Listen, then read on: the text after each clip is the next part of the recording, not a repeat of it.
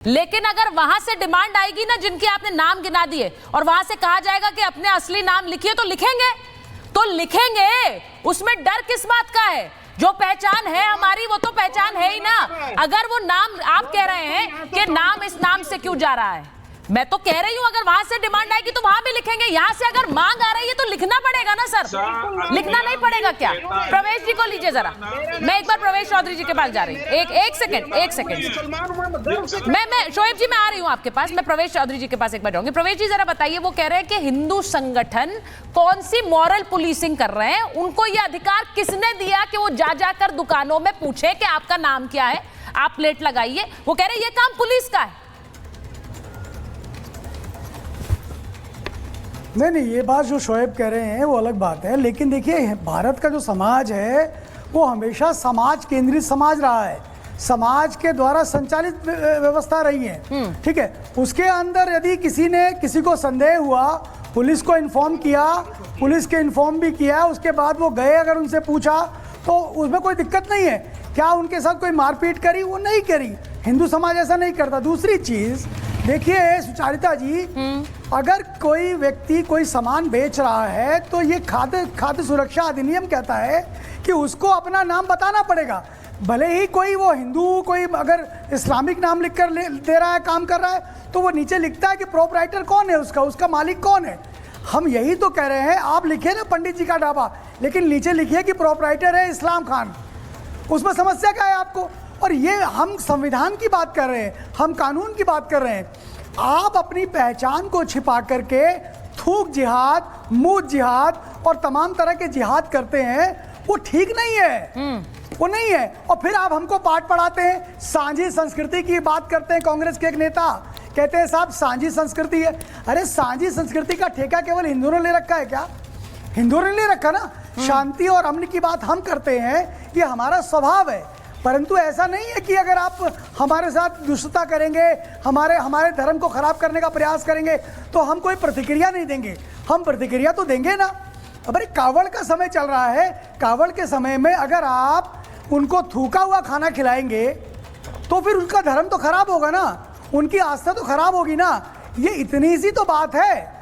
इस पर पुलिस प्रशासन भी काम करता है, लेकिन समाज भी तो इसमें जुड़ता है, क्योंकि पुलिस कितना काम करेगी? पुलिस हर व्यक्ति के दिमाग पर थोड़ी घुसी है। वो गाजियाबाद का व्यक्ति जो पेशाब मिला करके शरबत बना रहा था, अब उसकी मानसिकता में पुलिस थोड़ी घुस जाएगी? शरबत कितने समय से पिला रहा था वो? क्योंकि उसका एक जो मजहबी जो उसका नहीं प्रवेश जी, पर फिर अगर ऐसी मॉरल पुलिसिंग की छूट सबको दे दी जाएगी तो फिर दिक्कत नहीं होगी क्या? मैं आपसे पूछ रही हूँ, क्या ये मॉरल पुलिसिंग की अगर सबको इजाजत दे दी जाए तो फिर तो दिक्कत है। अगर ये नाम पहचान उजागर करने में मैं आपसे सहमत हूं, कोई दिक्कत नहीं होनी चाहिए, हम सबकी एक पहचान है, लेकिन मॉरल पुलिसिंग की इजाजत किसे दी जाए? सुचारिता जी, भीष्म पितामह से युधिष्ठिर प्रश्न करते हैं, हाँ। तो युधिष्ठिर को भीष्म पितामह कहते हैं, न राजा न राज्यो न दंडो न दंडिको। क्या था? तो कहते हैं मॉरलिटी थी, नैतिकता थी, धर्म था। अरे भारत का हिंदू समाज तो इसी नैतिकता पर, इसी धर्म पर आधारित समाज है, ठीक है। वो हमारा एक चरित्र है, हमारा एक नेचर है, हमारा व्यवहार में है वो, हमको कोई रोकना नहीं पड़ता। इसलिए हम बता रहे हैं, हम कह रहे हैं कि जब हिंदू को कोई समस्या नहीं अपना नाम बताने में, तो मुसलमान को समस्या क्यों होनी चाहिए? अच्छा, उसको समस्या नहीं होनी चाहिए। मैं तो सेवा का काम करे ना। मैं आज इस बात पर चर्चा कर रही हूँ। देखिए ये नेम प्लेट, मुझे याद है आप सब लोग पहले भी महाभारत में नेम प्लेट को लेकर जो विवाद हुआ, पिछले कांवड़ में भी हुआ था, उसको लेकर भी हमने चर्चा की है। लेकिन आज जो डिबेट है, मैं उसका जरा कॉन्टेक्स्ट एक बार फिर याद दिलाना चाह रही हूं।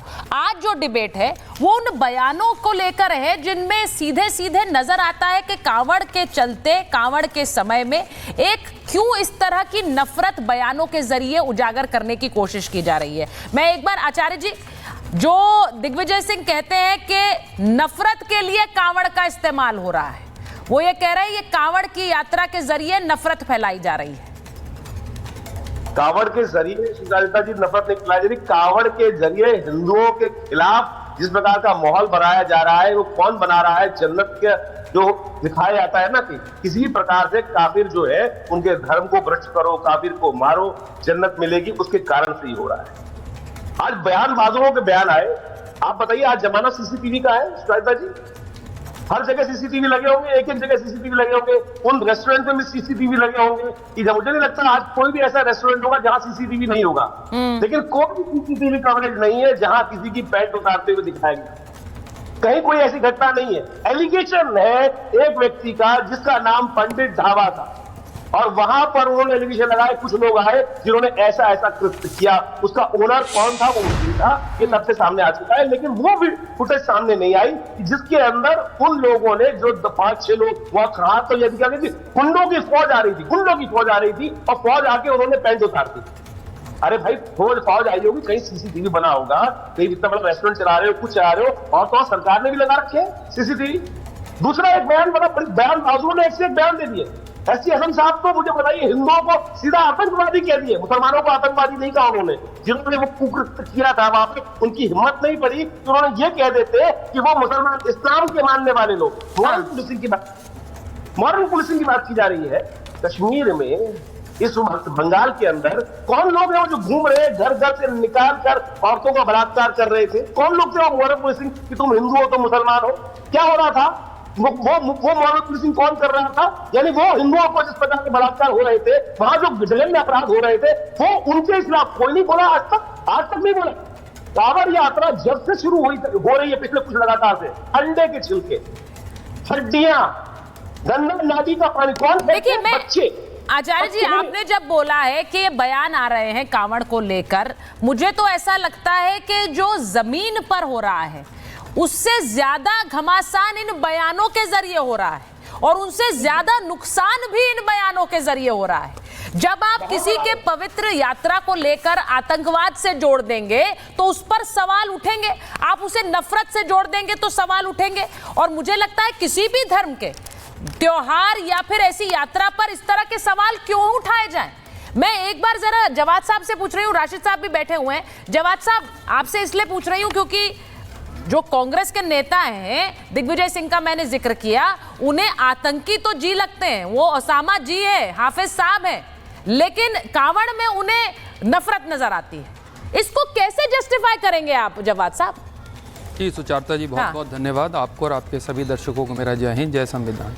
किसी ने कहीं पर किसी चीज़ को कोई जस्टिफाइड नहीं करा, और कांवड़ यात्रा सदियों से मनाई जा रही है। और वो भी तस्वीरें कभी चला करके टेलीविज़न पे दिखाया करिए, जब लोग कांवड़ जो है लेकर के जाते हैं, जल लेकर के आते हैं, तो उनके स्वागत समारोह में बहुत से मुस्लिम समुदाय के लोग भी खड़े होते हैं। वो भी तस्वीरें हमने देखी, लेकिन देखने वालों को जो है वो दूसरी तस्वीर दिखाने में, अपना पॉलिटिकल लाभ लेने में जो है वो ज़्यादा रुचि दिखती है, बनिस्बत इस चीज़ के कि एक तरफ भाईचारे, आपसी सौहार्द की जो बातें करते हैं वो नहीं दिखती। पर जवाद साहब, एसटी हसन का बयान सौहार्द वाला था। नहीं, एसटी हसन के दिग्विजय सिंह का बयान पूछ लेती हूँ, आप तो कांग्रेस समर्थक हो गए आजकल, वो बताइए जरा, मुझे बताइए जरा, वो उनका सौहार्द वाला बयान है दिग्विजय सिंह का?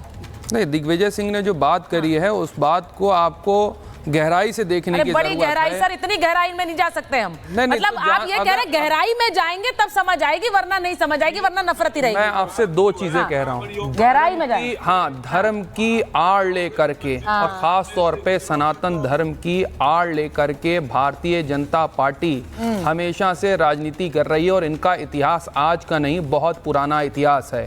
1989 से उठा करके देख लीजिए, भारतीय जनता पार्टी जब इख्तिदार के अंदर, जब उसने अपना जो है नामांकन करा, पहले आप देख लीजिए कि उनके मैनिफेस्टो उठा करके देख लीजिए, वो सेकुलरिज्म के साथ और समाजवाद के साथ विचारधारा में और जब चल रहे थे तो उनको कोई नहीं, लेकिन 89 के बाद चीजें जब उनको सीटें नहीं आती हैं, तब उसके बाद से आज तक धर्म की आड़ लेके मैंने आपसे डायरेक्ट पूछा है, ओसामा जी थे उनके लिए, मैंने डायरेक्ट सवाल पूछा ना, उसके बारे में बताइए। हाफिज उनके लिए साहब थे, लेकिन उनके लिए कांवड़ यात्रा में पहचान पूछने वाले आतंकी हैं, पहलगाम वाले आतंकी हैं। नहीं, अगर पहचान पूछ करके आप ये साबित करना चाह रहे हैं कि लोग अपना धर्म बदल करके या अपनी जात बदल करके अपने बिजनेस चला रहे हैं, तो मैं आपसे जिम्मेदारी से कह रहा हूँ, आप तो नोएडा के अंदर रहती हैं। हाँ। यहाँ तो बहुत से ऐसे बड़े बड़े बिजनेसमैन हैं जो अपनी जात के आधार पर बिजनेस टाइकून बने हुए हैं। हाँ। मैं उनके नाम भी नहीं लिख सकता। और जगह जगह पे आप जाएंगे, अगर आप ठेले वालों को देखेंगे, रेहड़ी वालों को देखेंगे, पटरी वालों को देखेंगे, हमारी तरफ तो बहुत अच्छे की लगाते थे गुप्ता जी के छोले भटूरे, हम लोग तो खाते हैं और आगे भी खाते रहेंगे। मजेदार होते नहीं तो बहुत अच्छी बात है, सुन तो लीजिए। बहुत अच्छी बात है। नहीं नहीं नहीं, सुनिए मेरी बात, जवाद साहब अभी आई नहीं, अभी मेरी आई बात नहीं। सुनिए। गुप्ता साहब के छोले भटूरे आप खा रहे थे, बहुत अच्छी बात है। मैं आपको बताऊं, आपका नाम सैयद जवाद है, मैं कह रही हूँ जवाद साहब के छोले भटूरे भी खाएंगे आचार्य विक्रमादित्य, लेकिन अपनी मर्जी से खाएंगे। सिर्फ समस्या ये है, वो अब्दुल की दाल भी खाएंगे, लेकिन अपनी मर्जी से खाएंगे। और मुझे लगता है यही चरित्र भारत का है। आप बिल्कुल सही कह रहे हैं, लेकिन मर्जी से खाएंगे ना। अगर उनकी मर्जी नहीं है तो उसके जरिए आप बताएंगे कि वो किसकी खाएं, दाल या किसका छोले भटूरे? तो मर्जी व्यक्ति की होगी